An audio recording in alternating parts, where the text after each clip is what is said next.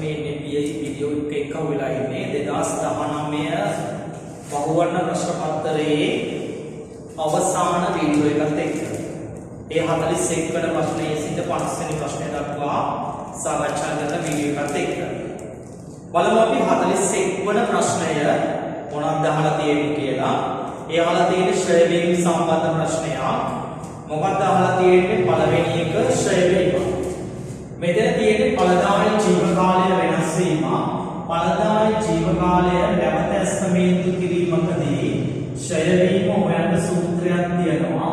ඒ තමයි වක්‍රමේ පිරිවැයෙන් අඩු කරනවා සුන්බුන් අගය, මේකෙන් අඩු කරනවා දැනට කරපු ශ්‍රය හේවා සමුච්චිත ශ්‍රය ටික.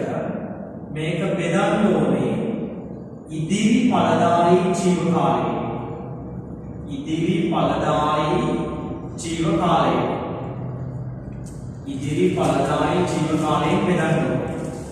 පිරිවැය මේ අන්තරය මීටර වසර 3කට කලින් ගත්තේ 1000කට මේ සඳහා 280ක අතිරේක පිරිවැයක් දරුවා. එතකොට කීයක් වෙනවද? කොහොම 1280යි. සුන්බුන් අගය අලුත් අගයේ සුන්බුන් අගයේ තියෙන්නේ කීයද? 180යි. ඒ වගේම සමුච්චිත ශ්‍රය. සමුච්චිත ශ්‍රය දැනට වසරකට තියෙන ශ්‍රය හොයන්නේ 10න් 100ක් ගියා 900යි. 900 පහෙන් බෙදුවා කීයද වෙන්නේ? 180යි. ඒ වගේ තුනක් 180ේම තුනක් සමුච්චිත ශ්‍රය. කොහොමද මේ 180 ආවේ? 10න් 100ක් අඩු වුණා. ඒක බෙදුව පහෙන්. එතකොට අවුරුදු 3ක ශ්‍රය. බෙදනවා ඉදිරි ඵලදායී ජීව කාලය දීලා තියෙනවා. ඉදිරි ඵලදායී ජීව කාලය වසර 4යි. එහෙනම් 1280යි 1100යි. ඒකෙන් 540ක් ගියාම 560යි. 564න් බෙදුවාම උත්තරය එනවා 140යි හෙවත් 1,40,000යි උත්තරේ. දෙවෙනි එක ආයන්න යන්ත්‍රයේ ධාරණ අගය. ළමයි ධාරණ අගය හොයන්න සූත්‍රයක් තියෙනවා. කොහොමද ධාරණ අගය හොයන්නේ? වක්‍රමක පිරිවැයෙන් අඩු කරනවා සමුච්චිත ශ්‍රය ටික. වක්‍රමේ පිරිවැය කියන්නේ කීයද? අගය 1280යි. සමුච්චිත ශ්‍රය කියන්නේ පසුගිය වසරවල ශ්‍රය වලට මේ වසරේ ශ්‍රය එකතු කරනවා. පසුගිය වසරවල ශ්‍රය 540යි. මේ වසරේ ශ්‍රය 140යි. ඒ කියන්නේ 680යි. 1280ෙන් 680ක් ගියාම උත්තරේ වෙන්නේ කීයද? 600යි. එනම් 6යි. ඊළඟට 42 වන ප්‍රශ්නය. 42 වන ප්‍රශ්නයේ LKS 27ට අනුව කියනවා ප්‍රතිපාදන කියන්නේ වෙන්කිරීම සහ වෙනත් වගකීම් සම්බන්ධව මේ අහලා තියෙන කාරණා තුන සම්බන්ධයෙන් ඔයාගෙන් උත්තරයක් අහන්න. මොනවා ගැනද අහන්නේ? ප්‍රතිපාදන කියන්නේ වෙන්කිරීම. ප්‍රතිපාදන කියන්නේ වෙන්කිරීම. අන්න මෙතන අහලා තියෙනවා වෙනත් වගකීම්. ප්‍රතිපාදනයක් නොවන වෙනත් වගකීමක් ගැන. ඒක කියන්නේ සාමාන්‍ය වගකීමක් ගැන. පළවෙනි එක වර්තමාන බැඳීම. ළමයි ප්‍රතිපාදනයක් තුට වර්තමාන බැඳීමක් තියනවද? ඔව්. වගකීමක් තියෙනවා. හරිද? ඒ වගේම පියවීමේදී ගෙවන්න ඕන වටිනාකම. ළමයි ප්‍රතිපාදනයකදී අපි කියනවා වටිනාකම නිශ්චිතයි. නිශ්චිත නැද්ද? වටිනාකම නිශ්චිතද? නිශ්චිත නැද්ද? නිශ්චිත නැහැ. කොහොමද අපි ප්‍රතිපාදනයක් නිර්වචනය කරන්නේ? කාලය හෝ වටිනාකම පිළිබඳව අවිනිශ්චිත වූ බැඳීමක්. එහෙනම් වටිනාකම, පියවිය යුතු වටිනාකම ප්‍රතිපාදනයකදී අවිනිශ්චිතයි. හැබැයි ළමයි වගකීමකදී අපි පියවන්න ඕන ගාන නිශ්චිතයි. ඒ වගේම කාලය ප්‍රතිපාදනයකදී අවිනිශ්චිතයි. ඇයි නිර්වචනයේම කියනවා ප්‍රතිපාදනයක් කියන්නේ අනිශ්චිත කාලයක්. නමුත් වගකීමක් නිශ්චිතයි. අපි බැංකුවේ අවුරුදු 5කින් ගෙවන්න ණයක් ගත්තොත් ඒක වසර 5ක් ඇතුළත ගෙවන්න ඕනේ නිශ්චිතයි. අපි ණයට බාන්න ගත්තොත් ඒක මාසයක් ඇතුළත ගෙවන්න ඕනේ. ඒක නිශ්චිතයි. එහෙනම් මේ බැඳීම නිශ්චිත වූ වගකීමක්. ඊළඟට අපෙන් අහනවා අයපාරය කියන එක නිර්වචනය කරන්න. අයපාරය කියන එක නිර්වචනය කරන්නලු. මොකද්ද මේ අයපාරය කියන එක නිර්වචනය කරන්නේ? මෙන්න මෙහෙමයි. අලුත් ප්‍රමිතියට අනුව අයපාරය කියන්නේ ව්‍යාපාරයක් පොරොන්දු වෙච්ච භාණ්ඩ. ව්‍යාපාරයක් පොරොන්දු වෙච්ච භාණ්ඩ හෝ සේවාව ගනුදෙනුකරුවන්ට සැපයීම මගින්. ගනුදෙනුකරුවන්ට සැපයීම මගින් ගිවිසුමේ තියෙන කාර්ය සාධන බැඳීම. ඒ කියන්නේ ගිවිසුමේ තියෙන බැඳීම තෘප්තිමත් කළ විට අයපාරය අඳුර ගන්න ඕනේ කියනවා. ඒ කියන්නේ තමයි මේ ප්‍රමිතියේ කියලා තියෙනවා අයපාරය කියන එක අඳුර ගන්න ඕන අවස්ථාව. අයපාරය කියන එක අඳුර ගන්න ඕන අවස්ථාව. මොන අවස්ථාවේදීද? පොරොන්දු වෙච්ච භාණ්ඩයක් හෝ සේවාවක් ගනුදෙනුකරුවෙකුට සපයලා ඒ ගිවිසුමේ කාර්ය සාධන බැඳීම තෘප්තිමත් කරනවා. මේ කියන්නේ බැඳීමක් ඇති වෙච්චා තමයි අපි අයපාරය අඳුර ගන්න ඕනේ. දෙවෙනි එකකින් ඔයගොල්ලන් අහනවා ගනුදෙනුවක මිල කියන්නේ මොකක්ද කියලා. මිල කියන්නේ පොරොන්දු වෙච්ච භාණ්ඩයක් ඔවුන්ට සපයන්නේ. ගනුදෙනුකරුවා ව්‍යාපාර ඒකකයට ලබා දෙන්න එකඟ වෙච්ච, එහෙම නැත්නම් බලාපොරොත්තු වෙන වටිනාකමට. ඒ කියන්නේ අපි පොරොන්දු වෙච්ච භාණ්ඩය අපේ ගනුදෙනුකරුවට දෙද්දී අදාළ පුද්ගලයා අපිට ලබා දෙන්න අපේක්ෂා කරන වටිනාකමට කියනවා මොකක් කියලාද?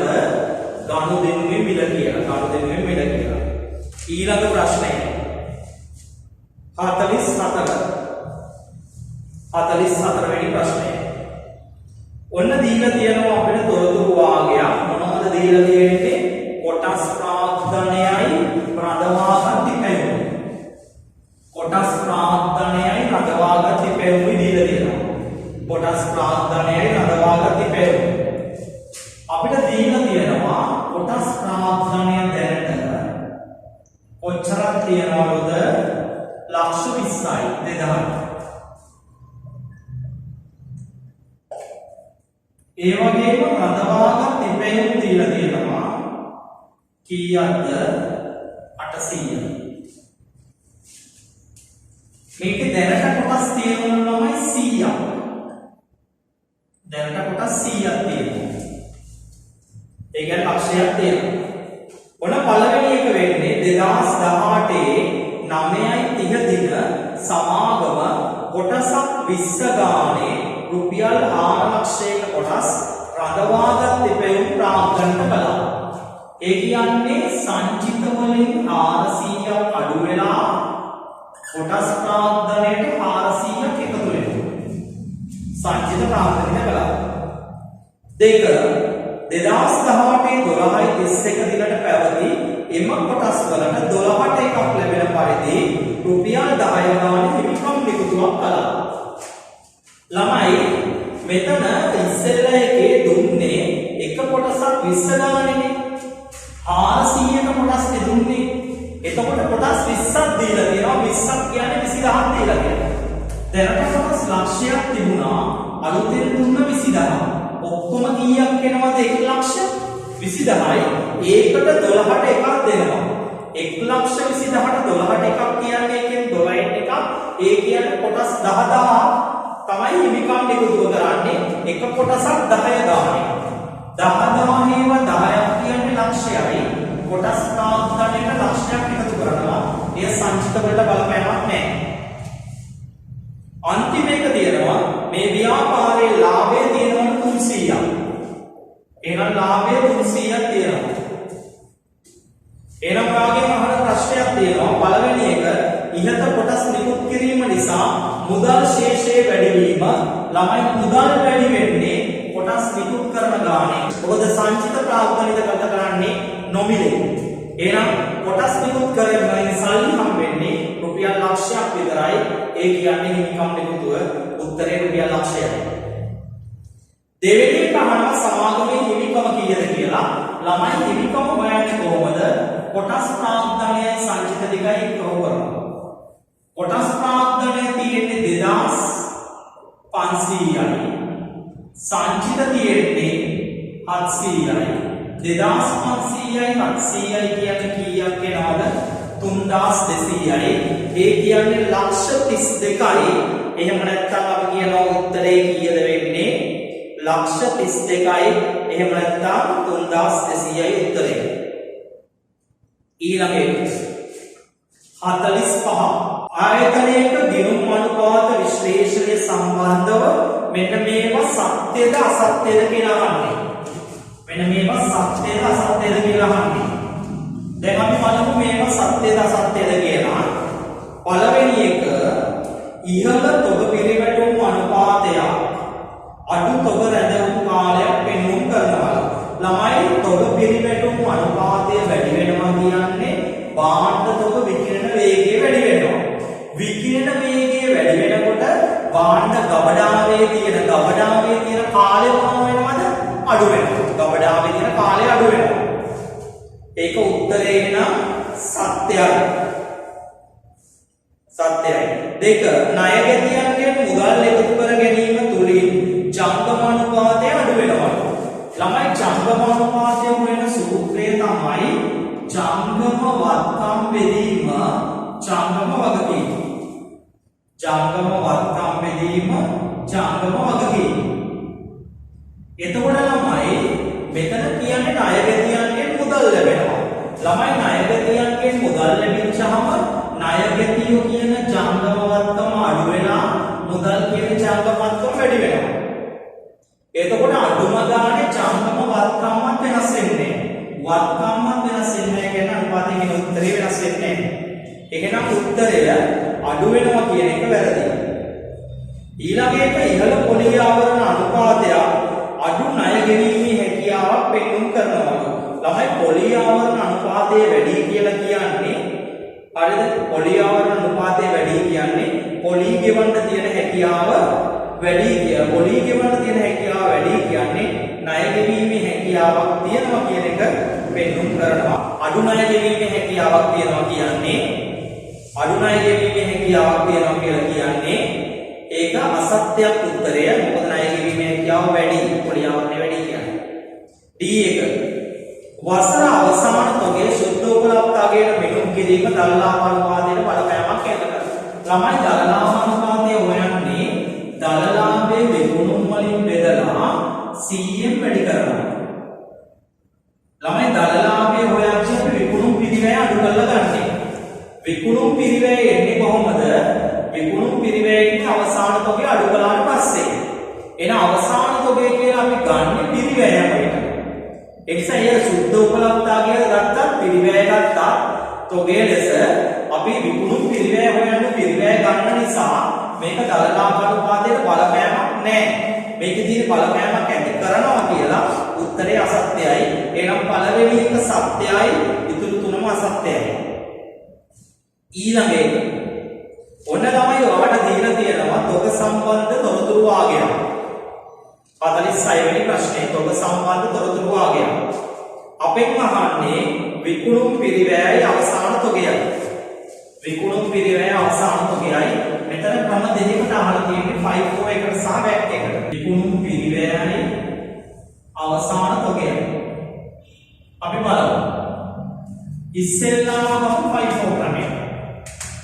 පාඩම 5 ක්‍රමය. 5 ක්‍රමයේදී විකුණුම් පිරිවැය ගන්න බිත් එකනේ. ළමයි මේකේ විකුණන්නේ 5 ක්‍රමයේදී මෙතන කියනවානේ 2000ක් විකුණනවා කියලා. එහෙනම් 5 ක්‍රමයේදී විකුණන්නේ මුලින්ම ගත්ත ඒවා. ඒ කියන්නේ කීය ගානේ ගත්ත ඒවාද? 3 ගානේ ගත්ත 1000ක් දෙන්නේ. එතන 3000යි. ඒ වගේම ළමයි ඊළඟට තව ඕනේ 1000.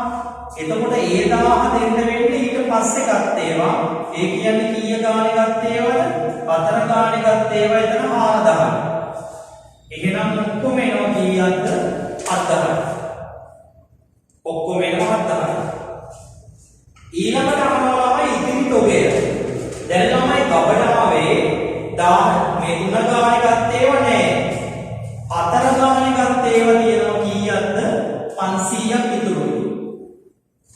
ඒ වගේම තියෙනවා 6 ගානේ ගත්තේව 500කුත් තියෙනවා.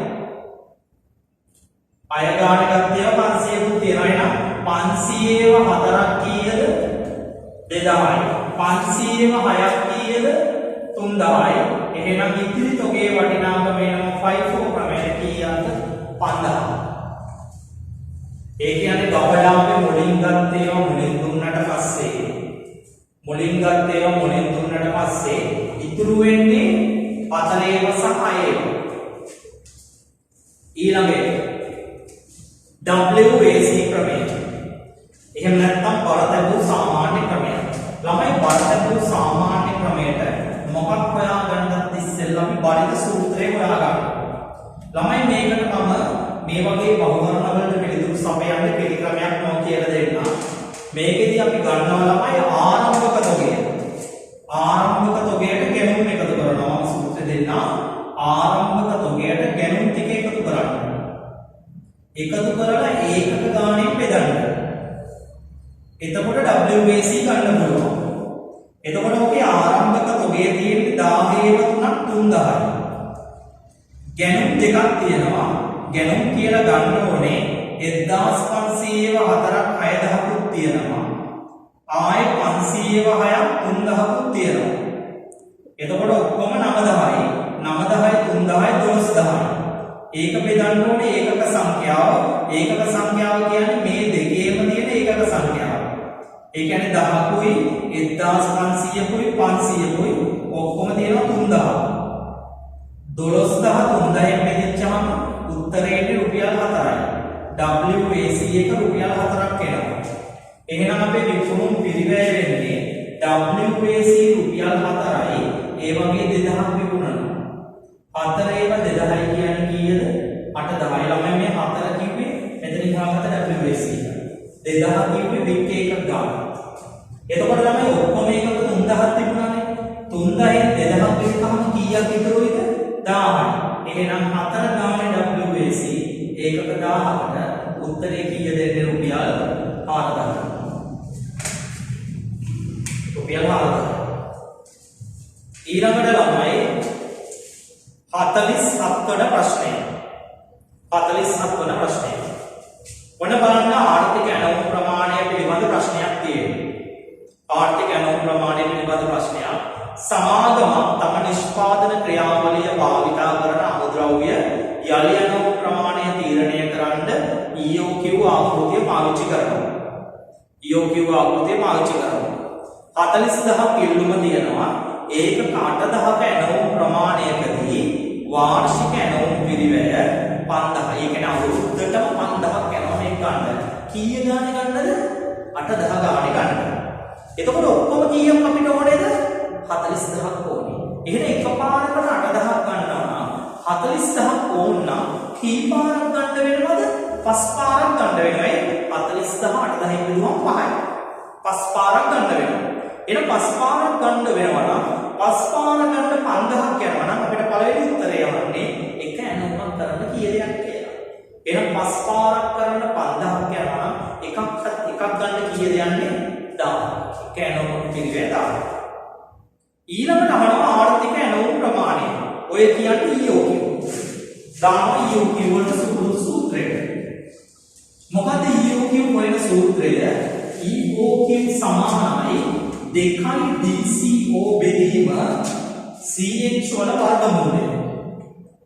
EOQ සමානයි 2යි DCO බෙදීම CH වල වර්ගමූලය. 2 කියන්නේ නියතයක්, D කියන්නේ වාර්ෂික ඉල්ලුම 40000ක් තියෙනවා. ඇණවුමක පිරිවැය දැන් පොඩකට ඉස්සෙල්ලා අපි ගත්තා එක ඇණවුමකට 10යි යන්නේ. බෙදන්න ඕනේ CH කියන්නේ එකක් තියාගන්න යන වියදම 5යි. වර්ගමූලය.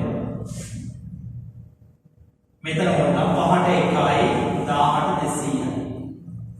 දැන් බලමු 40000ව දෙකක් 80000යි එහෙනම් 80000 200 වැඩි කරන්න ඕනේ. 8 2 16යි. බිංදු 3ක් තිබුණා මෙතන. බිංදු 4ක් තිබුණා 80000. බිංදු 4ක් තිබුණා මෙතන බිංදු 2ක් මෙතෙන්ට දානවා. බිංදු 6යි. මේකේ වර්ගමූලය 16 වර්ගමූලය 4යි. බිංදු 6 වර්ගමූලය ගත්තාම බිංදු 3යි. උත්තරේ එනවා 1.4යි. උත්තරේ 1.4යි. 48 වෙනි ප්‍රශ්නය. සමාගමක් සතුව නිෂ්පාදන දෙපාර්තමේන්තු දෙකක් සහ සේවා දෙපාර්තමේන්තුවක් තියෙනවා. සේවා දෙපාර්තමේන්තුවේ අයවැයගත පොදු කාර්ය ලක්ෂයක් තියෙනවා. ඒක යලි විභජනය කරන්නේ යන්ත්‍ර පැය පදනමකට. යලි විභජනය කරන්නේ මොන පදනමකටද? යන්ත්‍ර පැය පදනමකට. ඔකේ යන්ත්‍ර පැය දීලා තියෙනවා දෙපාර්තමේන්තු දෙකේ 7000යි 3000යි කියලා. එහෙනම් ළමයි ලක්ෂය 7000යි 3000යි බෙදන්න නම් මේ අංශ දෙකට 7000යි 3000යි බෙදෙන්නේ කොහොමද? 70000කුයි අනිත් එකට කීයකුයි වශයෙන්ද? 30000කුයි වශයෙන් තමයි බෙදෙන්නේ. එහෙනම් අපෙන් අහන පළවෙනි එක තමයි නිෂ්පාදන දෙපාර්තමේන්තු අංක 1 නැවත විභාජනය කරපු පොදු කාර්ය කීයද කියලා සේවා දෙපාර්තමේන්තුවේ කීයද උත්තරේ මේ තියෙන්නේ? 70000යි. ඒක තමයි උත්තරය අහන්නේ. දෙක යන්ත්‍ර පැයකට පළවෙනි අංශයේ අන්තර්ග්‍රහණ අනුපාතය කීයද කියලා. ළමයි ඔතන දීලා තියෙනව නේද? ඒකකයක පොදු කාර්ය පිරිවැය 120ක් කියලා. ළමයි ඒකකයක පොදු කාර්ය කියලා කියන්නේ අන්තර්ග්‍රහණය කළ පොදු කාර්යය. ඒකකයක පොදු කාර්ය පිරිවැය කියන්නේ මොකද්ද? අන්තර්ග්‍රහණය කළ පොදු කාර්යය. එතකොට ළමයි අන්තර්ග්‍රහණය කළ පොදු කාර්යය අපිට තියෙනවලු 120ක්. හැබැයි යටි කියලා තියෙනවා පැය 3කටලුයි තියෙන්නේ. එහෙනම් ළමයි පැය 3කට 120 නම් අන්තර්ග්‍රහණ අනුපාතය කියන්නේ පැයකට කියන එක. පැයකට ඔය දීලා තියෙන අපිට යන්ත්‍ර පැයකට. එහෙනම් පැය 3කට 120 නම් පැයකට 40යි. ඊළඟ නිෂ්පාදන දෙපාර්තමේන්තු දෙක සඳහා මුළු නිෂ්පාදන පොදු කාර්ය පිරිවැය. එතකොට මේ මුළු නිෂ්පාදන පොදු කාර්ය පිරිවැය හොයන්න නම් පැයකට හොයන්න ඕනේ. පැයකට හොයන්නේ අර ඉස්සෙල්ලා වගේ පැය දෙකකට 140 නම් පැයකට 70යි. එහෙනම් පැයකට 70 නම් මුලින් කියනවා පැය 3000ක් තියෙනවා. එහෙනම් ළමයි ඔය කියන්නේ අන්තර්ග්‍රහණය කළ පොදු කාර්ය 70 වැඩි කිරීම 3000 කියලා කියන්නේ ලක්ෂ 21යි. හරිද? ලක්ෂ 21යි. 70 වැඩි කිරීම 3000. ලක්ෂ 21යි. ඊළඟට තියෙනවා ළමයි මොකද්ද? 70 වැඩි කිරීම 3000. හරිද? 70 වැඩි කිරීම 3000 2,10,000යි. 70 වැඩි කිරීම 3000 2,10,000යි. ඊළඟ එක 49. ඔයාලට දීලා තියෙනවා තොරතුරු වාගයක් පැය 3ක සම්මන්ත්‍රණයකට අදාළ තොරතුරු වාගයක්. තරග විභාගයක විවිධ සම්මන්ත්‍රණය. ශාලාවේ කුලිය පැයකට තියෙනවලු 10,000. කුලිය පැයකට 10,000යි නම් ළමයි පැය 3කට කීයක් එනවද? 30000යි. ඒ වගේම දේශන කාස්තුව පැයකට 15,000ක් තියෙනවලු. එහෙනම් පැය 3කට 45,000ක් එනවා. ඒ වගේම ප්‍රචාරණ වියදමක් තියෙනවලු කීයකද? 25,000. ප්‍රචාරණ වියදම 25,000ක් තියෙනවලු. එහෙනම් ඔක්කොම කීයක් එනවද ළමයි? ලක්ෂයයි. මේ මොන පිරිවැයද? ස්ථාවර පිරිවැය. ඕක තමයි උත්තරය අංක 2 ආයතනයේ උත්තරය රුපියල් ලක්ෂයයි. පළවෙනි එකේ අහන්නේ ආයතන කොටසේ සහභාගී වන්නතුගේ දායකය කියන්නේ ඒකක දායකය. ඒකක දායකය හොයන්නේ විකුණුම් මිලෙන් විචල්්‍ය පිරිවැය අඩු කරලා. ඒ කියන්නේ ළමයි එක සේවක එක ශිෂ්‍යයෙක්ගේ සම්මන්ත්‍රණයට ගන්නවා 1500ක් සටහන්. ඒ කියන්නේ ටියුට්ස් වලට 500ක් යනවා. 1500න් 500ක් ගියාම 1000යි ඒකකයේ දායකය. ඊළඟට අහන පිරිවැය ආවරණය කරගන්න. ඒ කියන්නේ පොස්ට් එක කවර් කරගන්න කොච්චර සිසුන් එන්න ඕනේද කියලා. ඔය කියන්නේ BP ඒකක ගාන පොස්ට් එක කවර් කරගන්න මොකද්ද සූත්‍රය වෙන්නේ? ස්ථාවර පිරිවැය බෙදන්න ඕනේ ඒකක දායකයෙන්. ස්ථාවර පිරිවැය බෙදන්න ඕනේ ඒකක දායකයෙන්. එතකොට ස්ථාවර පිරිවැය කියලා කියන්නේ අපිට ආවා ලක්ෂයයි. ඒකක දායකය දැන් අපි ගෙවුවා එක ශිෂ්‍යයෙක්ගෙන් 10ක වාසියක් එනවා. බිංදු තුනට බිංදු තුන කපලා ගියාට පස්සේ උත්තරේ එනවා සිසුන් කී දෙනෙක් එන්න ඕනේද? 100ක් එන්න ඕනේ මේ සෙට් එක. අවසාන එක 50 වෙනි එක මොකක්ද අහන්නේ? ගණකාධිකරණ ප්‍රතිලාභ අනුපාතය. ළමයි ආයෝජන ඇගීමේ ශිල්පීය ක්‍රම 3යි ළමයි A level වලට තියෙන්නේ. එකක් පිළිගෙවුම් කාලය, අනිත් එක ශුද්ධ වර්තමාන අගය, අනිත් එක ගණකාධිකරණ ප්‍රතිලාභ අනුපාතය. ඔය කියන්නේ ළමයි ARR සමානයි सामान्य वार्षिक शुद्ध लाभය. वार्षिक शुद्ध लाभය බෙදන්න ඕනේ सामान्य ආයෝජනය. सामान्य ආයෝජනය වැඩි කරන්න ඕනේ 100. ළමයි ඔක शुद्ध लाभය දීලා තියෙනවා 200ක් තියෙනවා. सामान्य ආයෝජනය හොයන්නේ කොහොමද? මූලික ආයෝජනයයි සුන්බුන් අගයයි එකතු කරලා දෙකෙන් බෙදනවා. මූලික ආයෝජනය තියෙන්නේ 900යි, සුන්බුන් අගය 100යි, දෙකෙන් බෙදපුවම 500යි. වැඩි කිරීම 100. කොහොමද ළමයි මේ 500 ගත්තේ? මූලික ආයෝජනය 900යි, සුන්බුන් අගය 100යි, බෙදනවා දෙකෙන්. එතකොට 500යි. උත්තරේ 140යි. 140යි. ඊළඟට දෙවෙනි එකෙන් අහනවා ළමයි පිළිගෙවුම් කාලය. මේ පිළිගෙවුම් කාලය හොයාගන්න අපි සාමාන්‍යයෙන් වගුවක් පාවිච්චි කරනවා. මේක නම් වගුවක් අවශ්‍ය නැහැ. නමුත් වගුව ගත්තාම මාට පැහැදිලි වෙනවා. වර්ෂය, මුදල් ප්‍රවාහය, සමුච්චිත සුද්ධ මුදල් ප්‍රවාහය. वर्षය 0 1 2 3 4 5 අවුරුදු 5ක් තියෙනවා. මේකේ මූලික ආයෝජනය තියෙනවා 900ක්. හැබැයි මට එක අවුරුද්දක මුදල් ප්‍රවාහය දීලා නැහැ. හැම අවුරුද්දෙම මුදල් ප්‍රවාහය සමානයිලු. සමාන වුණාට ඔයාලට එක අවුරුද්දක දීලා නැහැ. එක අවුරුද්දක මුදල් ප්‍රවාහය නෙමෙයි දීලා තියෙන්නේ ලාභය. ඔයා ඉගෙන ගත්තා මුදල් ප්‍රවාහය හොයන්නේ ලාභය දීලා තියෙනවා නම් මේකට එක්කව කරනවා ශෛලිය. කොහොමද හොයන්නේ? ලාභය දීලා තියෙන්නේ 200යි. ශෛලියම හොයන්නේ කොහොමද? පිළිවෙලින් සම්පූර්ණ අගය අඩු කරනවා. සම්පූර්ණ අගය අඩු කරලා බෙදනවා ඵලදායී ජීව කාලය 160යි. කොහොමද මේක ගත්තේ? පිළිවෙල 900යි, සම්පූර්ණ අගය 100යි, බෙදුව ජීව කාලය 5යි. එතකොට 200යි 160යි කීයක් වෙනවද? එක අවුරුද්දක මුදල් ප්‍රවාහය 360යි. එහෙනම් මේ හැම අවුරුද්දකම 360 බැගින් මොනවා වෙනවද? 360 බැගින් හැම අවුරුද්දකම හම්බ වෙනවා. 360 බැගින්. එහෙනම් දැන් අපි බලමු පිළිගෙවුම් කාලය බලමු. බිඳුව වෙන අවස්ථාව ඍණ 900යි. ඍණ 900යි 360යි 540යි ඍණ. ඒකයි මේකයි එකතු කරපුවම 180යි ඍණ. ඒකයි මේකයි එකතු කරපුවම 180යි දානවා.